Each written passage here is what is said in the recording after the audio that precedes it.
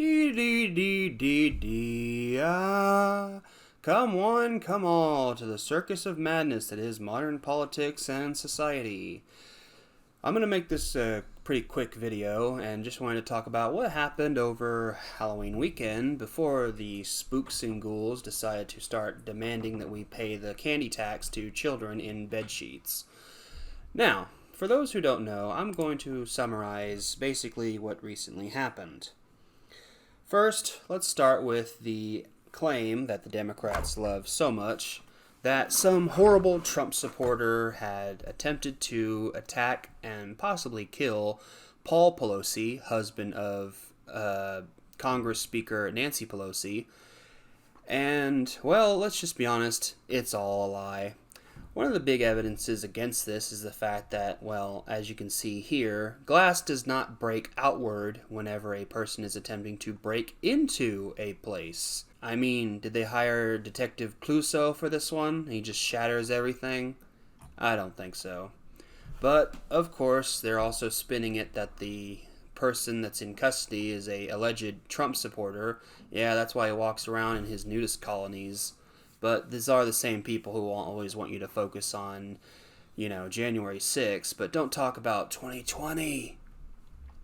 Anyway, on the next subject, as I had talked about this in a previous video with the overthrowing of Twitter executives by the illustrious pale African-American billionaire known as Elon Musk, not only has a massive purge been happening at Twitter to throw out all the people who said boo to the idea of freedom of speech, but pro and yes to a bunch of people burning down cities and killing one another, but don't you dare like those truckers who drove through Canada, because they're hostile extremists. You can definitely tell it's had an effect on the popular culture. Not only have all these people been going insane, along with the fact that a alleged alternate social media program, I can't remember its name right off the top of my head, that all these left-leaning authoritarians who created this social media outlet, which is meant to replace Twitter, have already preemptively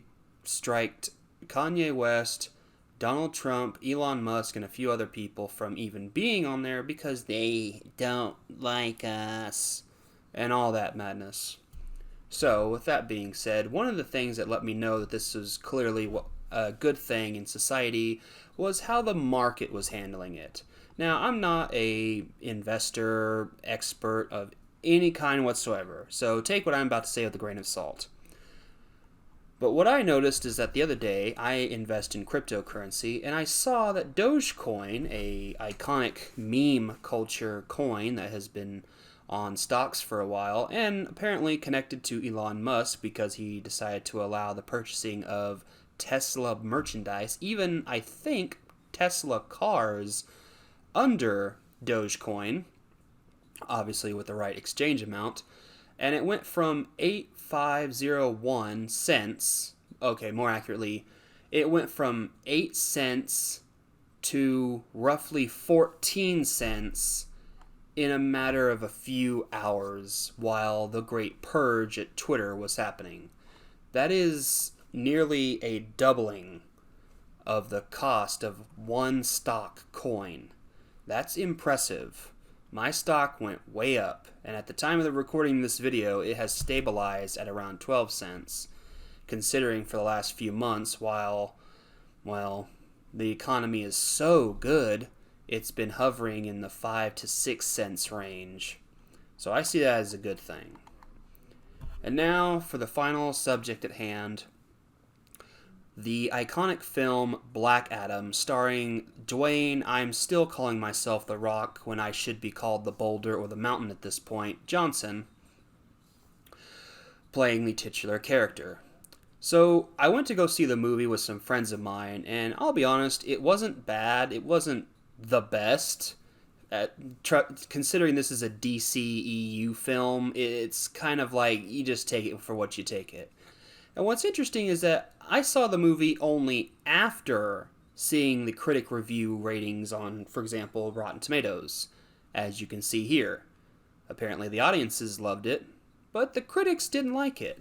And remember, these are the same people who hid the fact that anyone who dared to not like Captain Marvel or She-Hulk or any of these other horrible films, oh, they love them to death.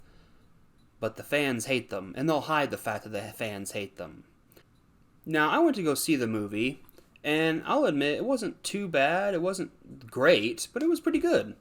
So, with that being said, I remember a few things that kept going through my mind as watching the film and asking, why do the critics hate this movie?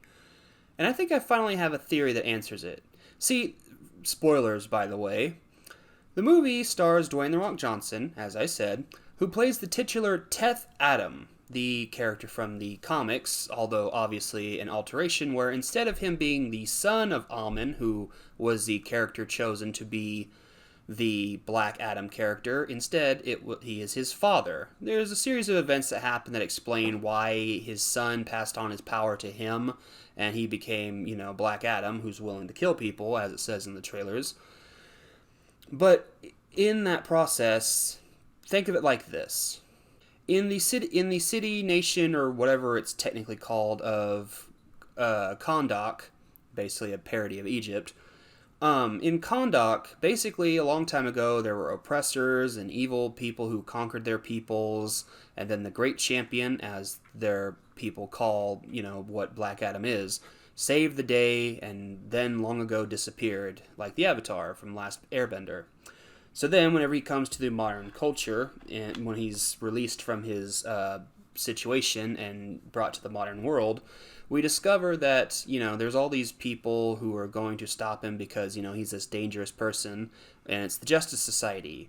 And specifically, just the four members of Atom Smasher, Cyclone, I think that's the girl's name, Dr. Fate, played greatly by Pierce Brosnan, and Hawkman. I can't remember any of those other actors' names, but basically there's a continuous amount of time in the movie dedicated to them talking about, we're here to save the day, and the local citizens, specifically the female lead, who's essentially a speaker for Black Adam in the modern culture, along with the little boy, because let's be honest, whenever it was the two kids in Shazam always talking to each other, it basically was that same connection. Anyway, she ends up talking about, well, you're the Justice Society, and you stand against injustice. Well, where were you whenever these mercenaries were overtaking our country? Where were you when they were bleeding our resources from us? Where were you when all this kind of stuff was happening? And I'm thinking to myself, okay, that sounds pretty fair. I mean, America has a history of all kinds of stuff, long ago, imperialism of long ago and today. I mean, there's still things going on in the world. And then there's, some more comment about that. And I'm thinking to myself, why do they hate this movie? There's even a scene when whenever the villain is finally revealed, because he's a little bit obvious at the beginning, but then it becomes, yep, he's the villain. Even he has a moment where he even has a anti-Trump statement because, and I kid you not, the guy has a comment where he says, before Kahndaq had freedom, it was great. They lost the election in 2016. They allegedly won in 2020. And even though he's been gone for 2 years, they can't let it go. Just really says a lot. I think I saw the same kind of commentary by the alleged villain for the Zootopia Plus, the Zootopia sequel for Disney Plus trailer that I saw the other day. But I'm thinking to myself, why would they hate this movie? They have all kinds of anti-colonialism, anti-this. The lead character is literally a colored man saving the day. Oh, I mean, person of color. I mean, I know that colored is so old-fashioned. Anyway, you have all this stuff. Why would they hate it? I mean, you literally have a moment where they're talking about how, where were you whenever the Justice Society, shouldn't they be saving the day? I mean, it's not like a bunch of people decide to make all kinds of claims that they care about other people on the other side of the world. Oh. Now it explains it, doesn't it? Let's be honest. The critics hate this movie because the very idea that they see themselves as the Justice Society, that they are the multicultural heroes from a different part of the world who only ever deal with their own issues and don't actually care about the issues and the rest of the world. They'll endlessly preach about the evils of slavery of America's past, but they won't dare go to Asia, Africa, or anywhere else in the world where slavery and all kinds of despotism still exist. And that's why they hate the film. At least that's my personal theory. Me, I thought the film was actually nice. Oh, and the spoiler that Henry Cavill is at the end of the at the end of the credits, making his iconic reveal of him returning as Superman, was actually kind of nice. So anyway, that's what happened over the Halloween weekend. I'll be back here in the next few weeks, but I'm going to start just talking about spiritual stuff. I realize that I don't see the point in talking about politics or social issues. I don't mind talking about social issues, but if the whole world is going to burn one day when the return of Christ, then in the end, there's no point in talking about the issues that are just going to fade away with time, like the Roman Empire, but rather talking about bringing people to God and the help that they can be received. So until then, God bless, good journey, Christ loves you, and take care.